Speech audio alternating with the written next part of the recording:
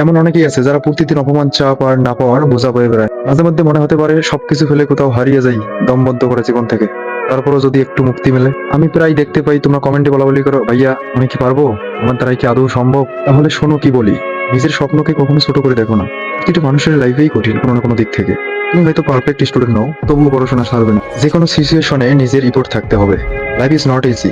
তবুও এই কঠিন জীবনের মাঝেও প্রত্যেক মানুষের জীবনে বিশেষ কিছু থাকে, সেটাকে আমাদের ফাইন্ড আউট করতে হবে। মানে কোনো ক্রমেই হাল ছেড়ে দেওয়া যাবে না। Never give up mentality.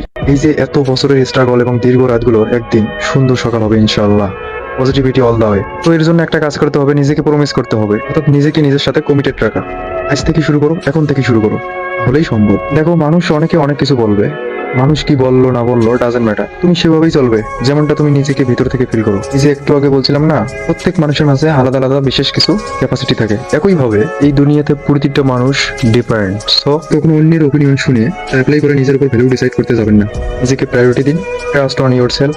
যার তার ওপিনিয়ন শুনে নিজেকে আননেসেসারি স্ট্রেস দিতে যাবেন না। And we all know that time is valuable, so don't spend on unnecessary people. For example, যদি তোমার পকেটে থাকা একটা 50 টাকার note all of a sudden কোনো না কোনো ভাবে নিচে পড়ে গিয়ে কাদা লেগে যায়, তাহলে কি সেটার ভ্যালু কমবে? অবশ্যই না। তাই কে কি বললো না বললো এত কিছু না ভাবে just focus on your self. এটা সার্টিফিকেট শুধু কাগজ নয়, এটা তোমার ধৈর্য, লড়াই আর আত্মসম্মানের পরিচয়। একদিন তোমার এই অর্জনই তোমার আইডেন্টিটি হবে। এন্ড একটা কথা মনে রাখবে, পরিশ্রম কখনো পরিশ্রমকারীকে বিনা পরিশ্রমকে ফিরিয়ে দেয় না।